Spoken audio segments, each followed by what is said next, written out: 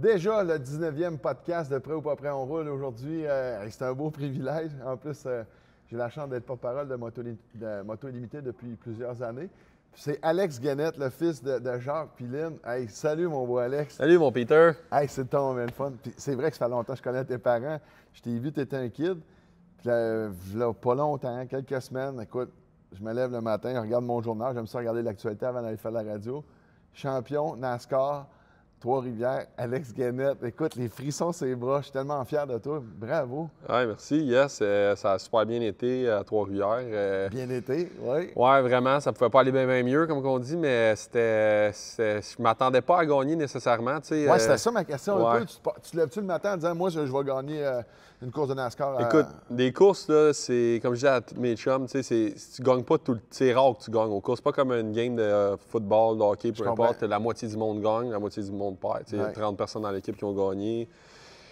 Aux courses, il y a une personne qui gagne, puis il y en a 35 qui perdent. Fait que des fois, tu vises pas nécessairement la victoire, tu vises des. Ben, en tout cas, de ma part, évidemment, tu vises la victoire, mais c'est ça, exact. Tu vises des bonnes performances. L'équipe, c'était une bonne équipe. On était la deuxième voiture de l'écurie, si on veut. Fait que, je pense qu'il n'avait pas gagné une course, ça faisait 5 ans. Fait que, réalistiquement, je m'en allais là, un top 5. En plus, le Grand Prix de Trois-Rivières, selon bien des gens, c'est la course la plus difficile de l'année. Oui, je l'ai déjà entendu. Oui, donc, puis en fait, une des plus hautes à gagner au Canada, si on veut, là, autre que l'Indy à Toronto. Oui. Donc, non, j'ai top 5. Tu m'aurais dit au début de la fin de semaine, top 5, j'aurais été super content. Puis là, tabarouette, on a gagné. Je parlais avec ton père tantôt, puis il me disait que tu as été patient. C'est quoi être patient quand on est en NASCAR? Oui, c'est, tu sais, dans le fond, pendant une course, c'est pas toutes les courses que c'est comme ça, mais en NASCAR, c'est tellement une voiture pesante, ça devient tellement chaud, c'est des longues courses qu'il faut vraiment que tu manages, comme on dit, les pneus. Il faut gérer les pneus et les freins. Okay. Le moteur, pas nécessairement. Il faut juste pas que tu fasses d'erreur quand tu fais des changements de vitesse. Okay. Ça, c'est quand même dur. Dans les débuts, ça m'est déjà arrivé de faire des petites erreurs. Donc, côté moteur, c'est pas si pire, mais c'est surtout les freins et les pneus qu'il faut vraiment... faut que tu fasses...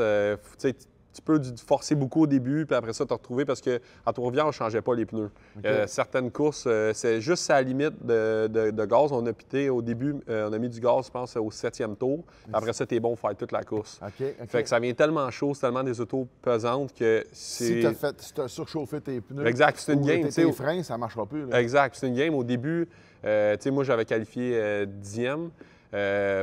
Tu veux forcer pour t'en aller en avant, mais en même temps, tu veux pas trop forcer pour être prêt pour la fin de la course, mais tu veux pas perdre des positions, te retrouver 20e, puis après ça, avoir besoin. Fait que, c'est ça, être patient, exact. Mais en même temps, tu peux pas te mettre en mode trop défensif. Faut que tu attaques, mais en même temps, il faut que tu te gardes tout le temps un petit peu un buffer. Là. Exact. J'ai vraiment... Les autres années, j'avais des problèmes des autos, j'ai manqué de frein. Les 2 dernières fois que j'ai coursé à Trois-Rivières, j'ai manqué de frein. Donc là, je me suis dit, cette année, c'est pas vrai, je remanque de frein. Fait que honnêtement, j'étais surpris de la voiture à la vitesse qu'elle avait. T'sais, on a tombé 2e après les puits. Ouais. Marc-Antoine Camiran, qui a gagné souvent à Trois-Rivières, il était premier.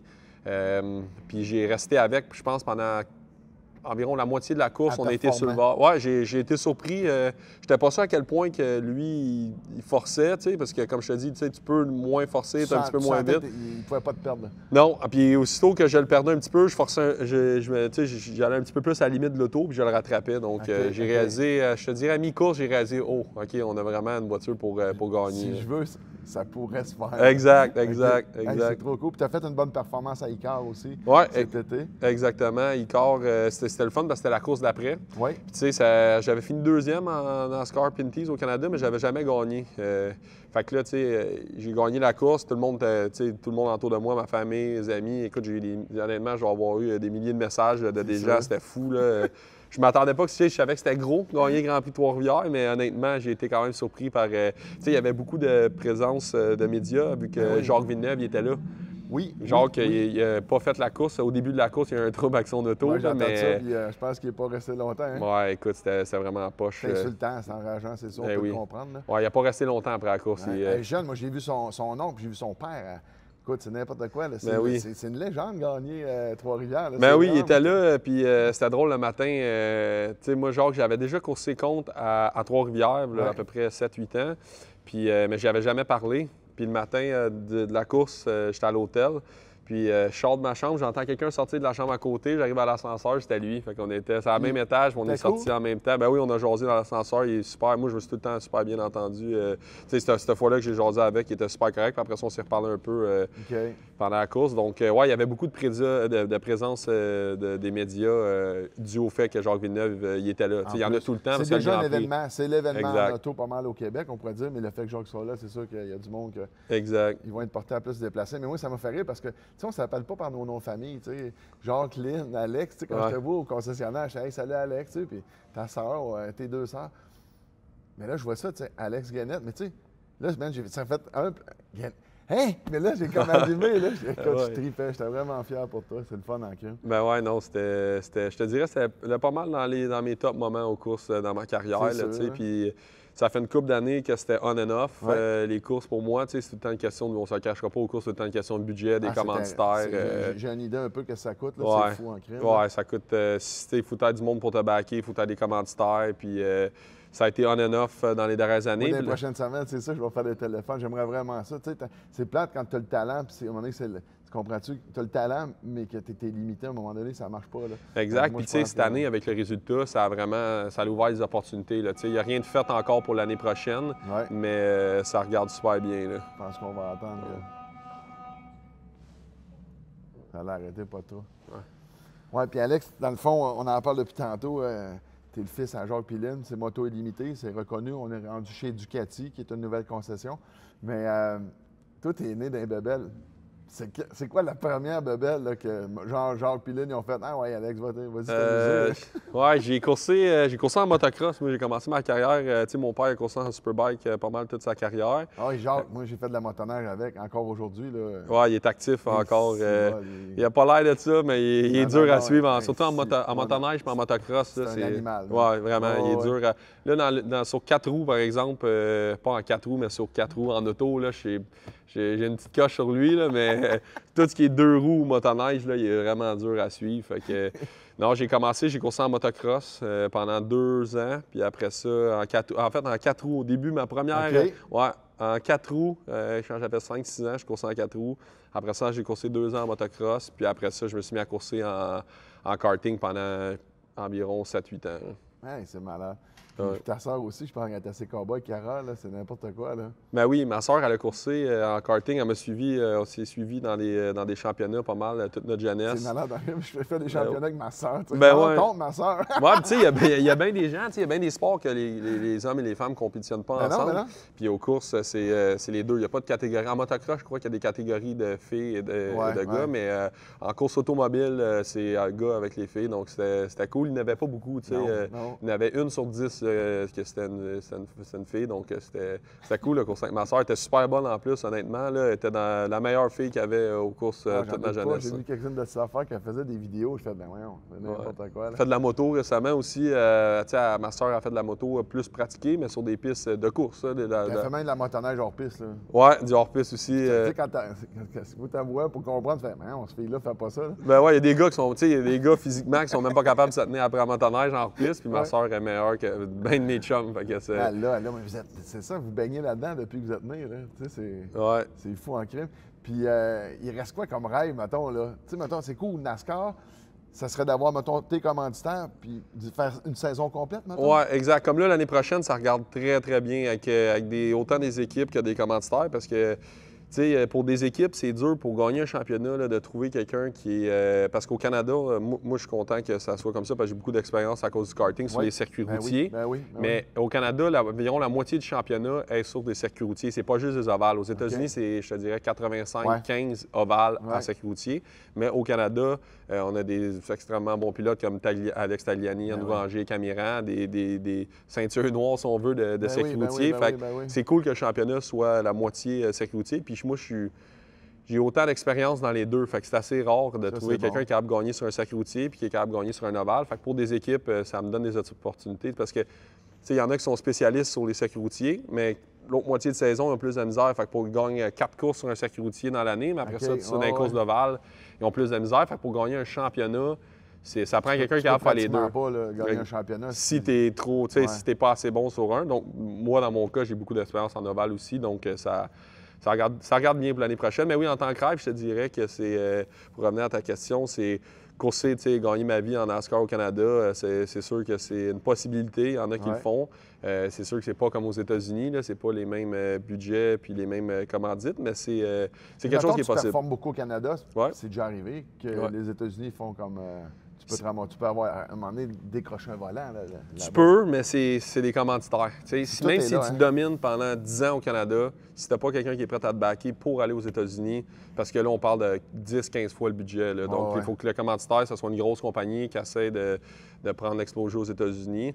Mais ce qui est bon, c'est que NASCAR, à Trois-Rivières, on a eu un meeting. Le COO de NASCAR, il est descendu à Trois-Rivières. Puis il nous a dit, écoute, je ne vous cacherai pas, dans les dernières années, le Canada... on n'a pas mis beaucoup d'emphase dessus. C'est un petit marché. C'est ça. Exact. Mais il a dit, c'est la première fois que quelqu'un haut placé comme ça de NASCAR descendait au Canada voir une course. Puis il a dit, on avait une décision à prendre, soit qu'on arrêtait d'avoir une série au Canada, soit qu'on vendait le nom, la série, ou soit qu'on ouvrait. Exact, qu'on la pousse. Plus, c'est ça. Puis on dit, on a choisi de la pousser. Fait que, là, dans les prochaines années, il change beaucoup. Donné, t'as gagné cette année. Il était là, cette course-là, en plus. Hey, ça a-tu mal à donner? Ouais, fait que c'est cool de savoir que NASCAR va mettre un bon push en NASCAR. Moi, c'est un rêve pour moi de courser. Quand j'étais plus jeune, c'était plus d'aller aux États-Unis, aller... j'aurais vraiment aimé ça, aller percer aux États-Unis. Je l'ai fait un petit peu, mais ça prend vraiment des gros commanditaires. Puis là, où ce que je suis rendu dans ma vie, c'est vraiment, je veux me concentrer sur le Canada. Une saison complète. Exact. Dominer au Canada, gagner un championnat au Canada, puis après, on verra où ça peut... Puis NASCAR, il parle de ramener une course, il nous l'a dit, là, c'est pas fait encore, mais il parle de ramener une course de NASCAR, la grosse série NASCAR au Canada. Puis...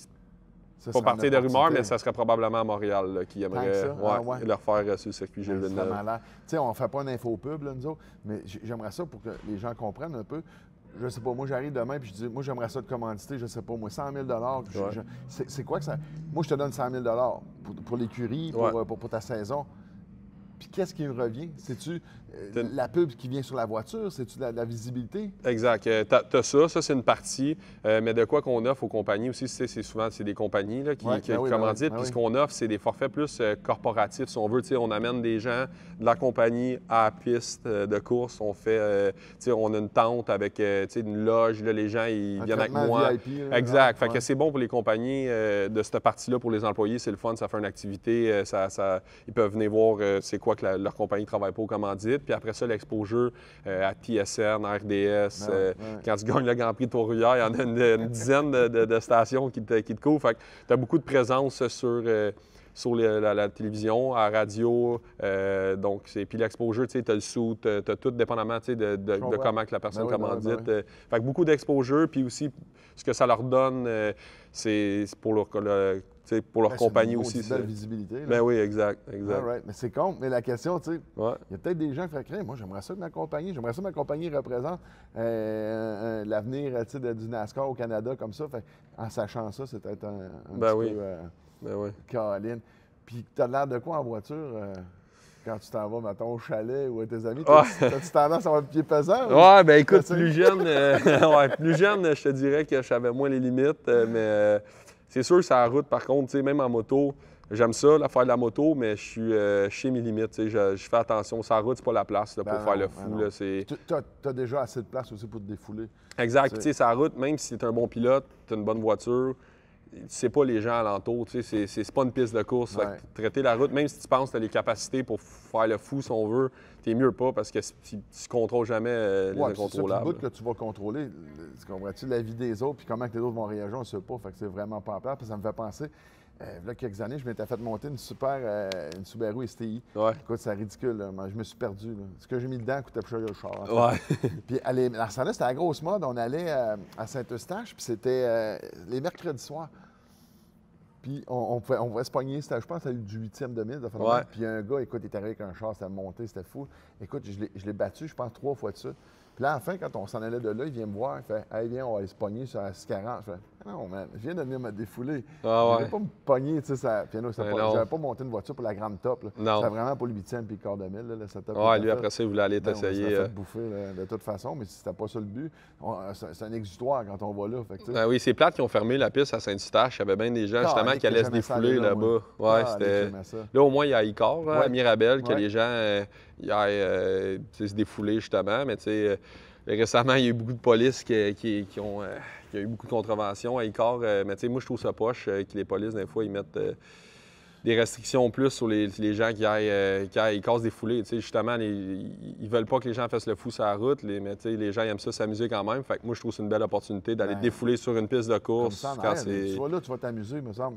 Exact. Exact. Au moins, il va à la bonne place pour aller se défouler. Exact. Tu sais, moi, je porte ça au bout. Là, tu sais, les gens qui aillent justement se défouler sur une piste de course, c'est la place. On est allé justement avec Moto Limité faire un petit podcast là dernièrement. Ouais. Moi, j'ai trippé en crime. Là. J'ai une formation un peu. Là, c'est sûr que c'est pas une voiture de NASCAR comme toi, mais c'est quand même la voiture, je pense, à des Camaro. Ouais. C'est-tu non, des Mustangs. Des Mustangs qui ont un corps. Moi, j'adorais ça. Puis, oui. Moi, j'aime le côté technique aussi. Là. Oui. Puis à un moment donné, le gars qui est en avant de moi, il m'a dit, gars, ce qu'on va faire, on va faire 5-6 tours. Puis à un moment donné, je vais accélérer tout le temps. Puis il dit, à un moment donné, quand je vais sentir que tu es à temps de. Il dit, je ralentirai. Mais crime, il n'y a pas eu à ralentir. Moi, dans le fond, je l'analysais de ce qu'il faisait. Puis j'essayais de faire au même plan, puis couper les cœurs. Puis en tout cas. Ben oui, il va falloir qu'on y aille, Icare, s'amuser. Ben, on a parlé, moi et ton père, on veut faire quelque chose. Parce que j'ai un de mes amis qui est fou de la track. Là, fait que, on veut l'emmener là. Ben oui, puis moi, je suis bien. Ili Arsenault, c'est un de mes amis d'enfance, puis c'était à lui et sa famille, la piste. Donc, j'ai souvent accès là-bas. Je voulais être là la journée que tu es allé, mais j'avais tombé malade pas mal, solide. Fait que je pouvais pas être là. Non, pire que ça, j'ai une mononucléose. Ah, c'est bon. J'ai eu ça quand j'étais jeune. Ouais. 3 jours plus tard, je faisais une course de 4 3 Mais les 3 jours avant, je rampais à terre pour aller aux toilettes. Ouais. C'est n'importe quoi. Moi, ça a duré 2 mois. J'ai manqué ma première course de la saison à cause de ça. Toi. Tu sais comment ils appellent ça, la mononucléose? Non. La maladie du baiser. Ouais, c'est ça. Ouais, ma blonde, elle l'avait pas, puis c'est fait un bouche avec, fait que c'est pas... je sais pas où ce que je l'ai eu, mais c'est pas en donnant un baiser.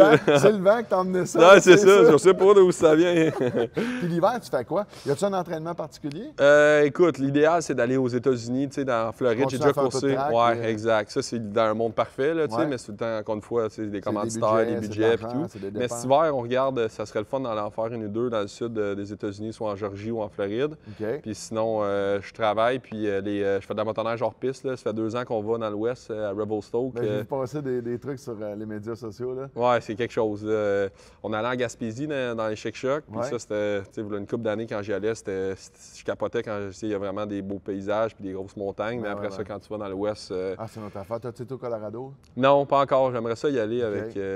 J'ai des gens que je connais là-bas, puis j'aimerais vraiment ça un jour y aller. Avez-vous l'espèce de truc avec l'espèce de parachute? Ouais, c'est fou, hein, l'année passée... ça, c'est malade. Oui, t'as pas le choix. C'est un anti... si jamais avalanche. Un anti-avalanche. Exact. Pour te protéger. Puis il y en a, là. Tu sais, moi, c'était drôle, la première fois, je vois avec un guide, tu n'as pas le choix de prendre un guide là-bas. Là. Si tu prends pas de guide, tu vas rester là-bas. Ça va être la dernière place où tu vas aller. Là, ça prend un guide, à moins que ça fait des années que tu y vas. Puis... je lui demande, tu sais, sac, on a loué un sac d'avalanche, mais il dit, y en a-tu vraiment du monde qui. Il dit, ouais. Et tu sais, là, je le vois, il dit oui. Là. Puis là, je lui demande, ça-tu déjà arrivé qu'il y en a un qui est resté pris dans l'avalanche, tu sais? Il dit oui. Puis là, j'ai demandé, tu sais, tu as déjà eu des morts? Là, il me redit oui.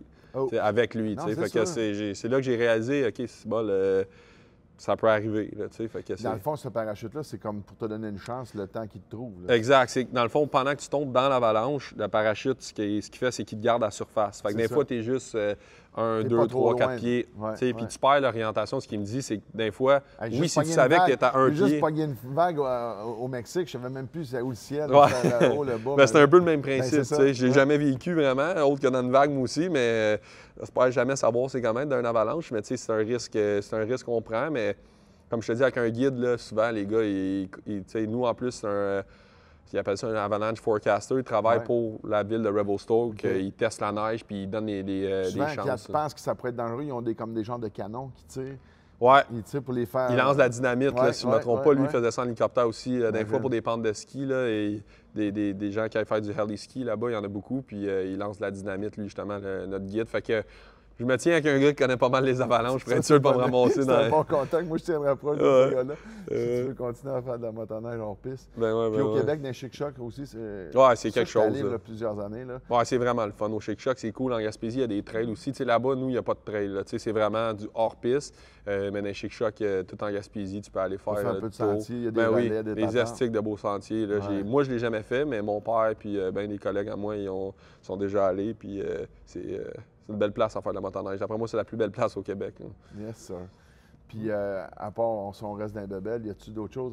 Je sais que ton père il est en train de se magasiner un simulateur d'avion. Ouais. Il m'a fait très, arrête de niaiser, genre, calique. Ah ouais, va chuter à licence. Moi, c'est le plus beau cadeau dans ma vie que je me suis fait. Ouais. C'est un cadeau de liberté. Y a-tu d'autres bebelles que tu n'as pas encore conduit? Parce que depuis que tu es né là-dedans dans les bebelles, y a-tu quelque chose que tu n'as pas conduit encore? Tu fais, ça, là, ça me tenterait. Tu l'as dit, un avion. Un avion ou un hélicoptère. J'ai un de mes chums, justement, Élie, le propriétaire de la piste à Écart, il fait son cours d'hélicoptère. Puis je suis allé une couple de fois avec lui à son chalet en hélicoptère, puis c'était vraiment cool. C'est trippant, hein? Oui, tu sais, ta liberté, c'est la liberté. Là, tu décides. Mais l'avion, c'est ça, hydravion, je ne sais pas si tu as déjà embarqué là-dedans. Non, j'ai jamais embarqué. C'est vraiment trippant. Ouais, c'est soit l'avion, tu sais, que mon père, ça fait. Après moi, ça doit faire 15 ans qu'il m'en parle, qu'il va faire son permis. Dis-moi, ce serait vraiment hydravion, parce que comme ça, je pense que. Votre nouvelle place, c'est le chalet que vous avez. Je pense qu'il adore ça. C'est cool, là, atterrir sur l'eau. Tu peux partir de chez toi, c'est comme toi. Là, moi, je peux aller sur le quai, puis tu as un chalet comme vous autres, là, tu décolles, puis bingo. Là. Exact. Fait que, non, c'est probablement un avion. En fait, c'est sûr, dans ma vie, dans ma tête, j'aimerais vraiment ça le faire. Je sais pas si je vais finir par le faire, mais tranquillement, j'y pense. Puis si mon père, il décide de le faire, je pense que je vais le faire avec lui. Hey, c'est malade, ça. Ouais. Parce que moi aussi, j'en ai chauffé en colline des bebelles, puis c'est con, mais en arrière de chez nous, au chaque printemps, ils viennent casser la glace. Tu sais, l'espèce de grosse affaire, le Canada, là, c'est comme... comment tu appelles ça? C'est un aéroglisseur. OK. Mais c'est gros comme la bâtisse, ça. Puis là, écoute, ça fait 2 ans que je tête, puis j'essaie de me trouver une place qui m'embarque. Je veux aller péter de la glace avec eux. Ah ouais, ça doit être cool, ça. C'est en face de chez vous qu'ils font ça, un peu partout. C'est Canada, là. Ils vont faire toutes les places qui pourraient avoir des embarques, là. C'est des points stratégiques, là. Mais écoute, man, cette machine-là, j'aimerais ça chauffer. Tu es embarqué là-dedans, ben oui. Il me reste après ça, mais j'ai déjà chauffé un train. Il y a quelque chose, en parlant des machines spéciales, mon grand-père, il a acheté un hovercraft, ça s'appelle. Hovercraft, ça me dit quoi, ça? Ouais, c'est dans le fond, tu as une fan en avant puis à l'arrière qui te pousse, puis ça lève. Fait que tu peux aller sur toutes sortes de terrains. C'est un peu comme les Crocodile Dundee. Exact, mais tu as un autre fan. Ouais, exact, mais tu as un autre fan qui pousse par en bas, puis ça fait que ça touche pas à terre. Fait que tu peux carrément rentrer dans un champ. Dans n'importe quoi, d'un champ, dans de la glace. Lui, il se promène proche d'Émile-Île. Tu sais, il y a des places, il y a de l'eau, il y a de la glace, il y a de l'eau, il y a de la glace. Non, ça glisse. Tu touches à rien. C'est-tu bien bruyant? Et oui. Je suis pas mal sûr, je l'ai vu d'abord. Ouais? Oui, je suis pas mal sûr. À un moment donné, j'étais en motoneige, puis on était sur le bord des Mille-Îles. Il est arrivé un gars avec ça, une affaire de même, justement, il touchait pas à terre. Ouais. Mais ça pétait. Ça fait du bruit. Ouais, t'as comme des headsets, là, ouais. Puis tu jases pas bien, me dire, tu regardes plus ce qui se passe que d'autres choses, mais c'est cool. Je l'ai chauffé cet été sur l'eau, puis. Parce que ça flotte aussi, tu sais, puis là, en plus, tu touches pas à l'eau, puis c'est bizarre, t'as aucune traction, tu sais. Fait que des fois, si tu passes sur une slide, là, tu slides longtemps, là. T'as aucune traction. Tu peux pas le ramener, là. Non, c'est cool. C'est comme un petit peu comme dans le Cajun, là, comme tu as dit, là, des bayous. Des bayous, c'est ça. Mais en plus, tu touches pas. Je veux voir ça. Ouais, ça, c'est cool. Je vais te montrer une vidéo tantôt. Contre une raid d'hydravion. Ouais, c'est ça. Ben oui. Hey, Alex, je pense qu'on a fait le tour. Puis sincèrement, moi, j'aimerais vraiment ça que tu ailles au bout de tes rêves puis que tu aies ta saison complète au Canada. Puis je vais être le premier à t'encourager, Crime. Puis si je peux t'aider à trouver des commanditaires. Puis s'il y en a des commanditaires qui nous entendent, le Crime, c'est l'avenir du NASCAR au Canada. Alex Guénette. Merci, Alex. Merci à toi, Peter. Yes, mais merci beaucoup. Une belle personne, mon chum. Yes, thank you, man. Yes, sir. Yes.